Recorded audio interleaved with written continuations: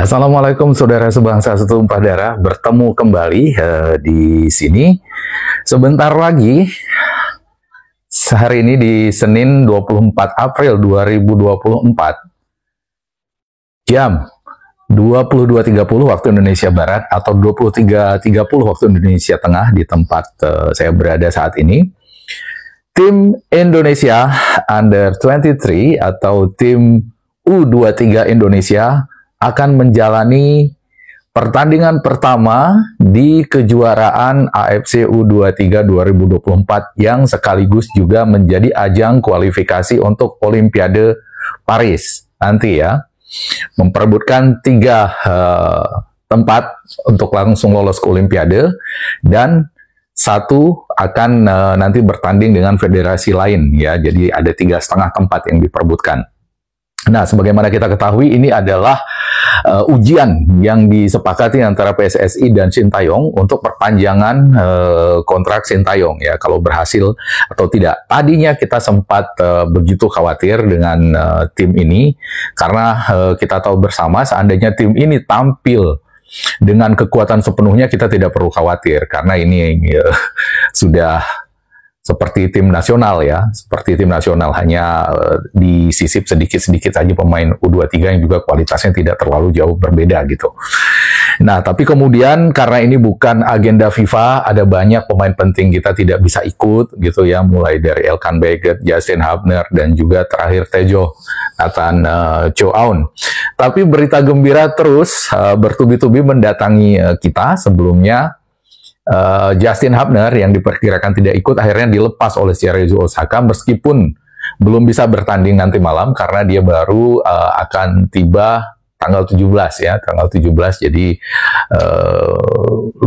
lusa baru bergabung dan mungkin bisa nanti bertanding di pertandingan kedua melawan Australia. Nah, kemudian Tejo tadinya sudah tidak ada harapan, Nathan Chow Aun. Tapi kali ini kita harus angkat topi dengan Erick Thohir, dan memang dia bukan kaleng-kaleng, mantan presiden Inter Milan dan DC United ini. Ternyata pengaruhnya di Eropa itu masih sangat diakui oleh para pelaku sepak bola di sana. Lobbynya Heerenveen berhasil ya. Untuk ini kita ucapkan terima kasih kepada Erick Thohir, dan kalau di video-video sebelumnya saya banyak menyerang Erick Thohir itu hanya karena satu hal, bagaimana dia tidak memperpanjang kontrak Sintayong ketika kita mencapai hasil yang baik gitu. Tapi bagaimanapun di sini kita lihat Erick yang tadinya saya selalu menyebut bahwa Iwan Bule lah ketua PSSI terbaik, tapi kinerja Erick Thohir kali ini kita lihat cukup memuaskan dan begitu fokus kepada tim nasional, sampai-sampai liga pun diliburkan demi mencapai hasil terbaik di tim U23 ini agar bisa mencapai Olimpiade. Nah, terakhir itu Nathan sudah masuk, kekuatan kita tentu semakin baik ya. Mungkin Nathan sudah berangkat sekarang ke Dubai, nggak tahu kita apakah nanti diturunkan penuh di pertandingan ini atau tidak. Tapi yang jelas dengan adanya Nathan, kekuatan kita di belakang itu semakin meyakinkan ya. Kalau tadinya kita tidak punya banyak pilihan, itu mungkin di sana ada Rido, Komang Teguh, dan juga Ferrari. Kemudian dibantu oleh Arhan dan Rio Fahmi di kanan dan di kiri. Kali ini dengan adanya Nathan, karena Nathan ini selain bermain di posisinya Arhan, dia juga bisa didorong lebih ke depan atau ditarik lebih ke dalam menjadi back tengah dalam formasi 3 back kesukaan Sintayong ya. Formasi 3 back. Jadi di sana nanti bisa jadi ada Rido, Ferrari, Komang, atau Rido, Ferrari, Nathan gitu. Kita nggak tahu seperti apa nanti pelatih menempatkan melawan Qatar ini. Nanti kalau Justin sudah datang, tentu satu posisi itu diambil oleh Justin. Jadi yang jelas kekuatan kita menambah dan bertambah, dan menambah optimisme kita sebagai fans sepak bola Indonesia dalam menanti kiprah dari tim ini di Qatar pada saat ini ya. Dan pertandingan nanti itu akan berlangsung di stasiun Jassim Ben Hamed. Mungkin Qatar sengaja membuat di stadion itu, karena di stadion itulah kita kalah di babak 16 besar kemarin, di kebobolan 4-0 oleh Australia. Tapi Sintayong katakan itu adalah permainan terbaik tim nasional di sepanjang gelaran Piala Asia 2023 kemarin ya. Biarpun diselenggarakan 2024, tapi itu resminya Piala Asia 2023. Nah, di situ nanti akan bertanding. Jadi, kita doakan sama-sama supaya tim kita ini mendapatkan hasil yang baik. Karena seperti saya sebutkan sebelumnya, meskipun di atas kertas tim Indonesia ini adalah tim pupuk bawang, tim terlemah di sini baik dari segi ranking tim nasional maupun dari pengalaman, karena ini adalah pengalaman pertama kita ya bertanding di Piala Asia U23 ini, apalagi lawan di tempat kita ini tim nasionalnya adalah juara dan runner up Piala Asia Piala Asia kemarin ya, yang berlangsung kemarin ditambah dengan Australia. Memang ini adalah grup neraka ya. Ya, tapi kita lihat di sana pemain nasional kita ini kita bisa berharap karena mereka sudah punya pengalaman di tim nasional ya. Pemain tim U23 ini adalah pemain pengalaman. Jadi secara mentalitas kita tidak perlu meragukan mereka bertanding di sini karena mereka sudah bertanding di pertandingan sesungguhnya di timnas tertinggi di setiap negara itu. Mereka bertarung dengan di level itu gitu.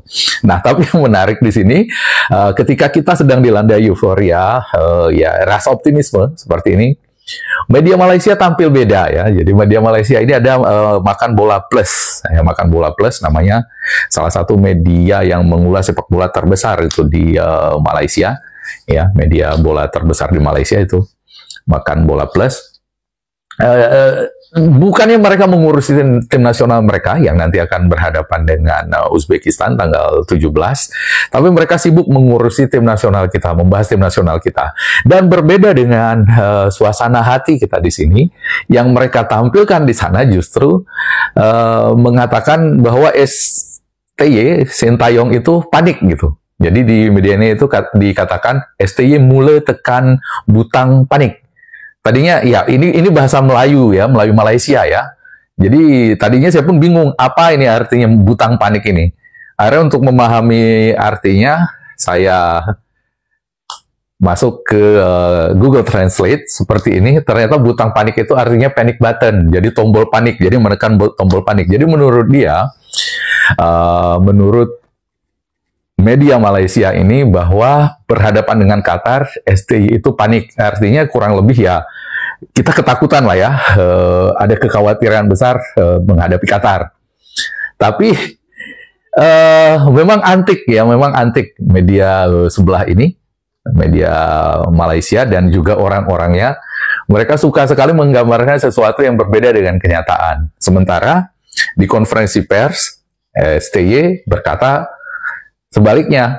Bahkan dia katakan dengan skuad kami yang ada saat ini, dia begitu percaya diri, bahkan tim sekelas Korea Selatan pun akan panik melihat tim kita gitu. Jadi sebaliknya dari STY itu mengatakan bahwa begitu percaya diri dengan tim ini. Dan itu juga yang kita suasana hati masyarakat Indonesia dalam menantikan laga ini dalam suasana hati yang sangat baik, optimis. Meskipun kita belum tahu hasilnya, yang diharapkan oleh mayoritas ya baca ya komentar-komentar di media sosial bahwa kita hanya berharap tim Indonesia ini tampil baik di sana. Hasil kita tidak begitu mempermasalahkan lagi karena kita sudah sangat senang melihat perkembangan dari tim nasional kita pada saat ini gitu ya.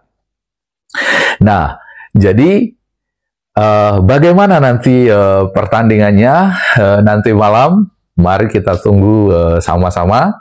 Seperti apa Indonesia, yang jelas kita tidak seperti dikatakan tim nasional Malaysia tadi bahwa STY sekarang menekan tombol panik.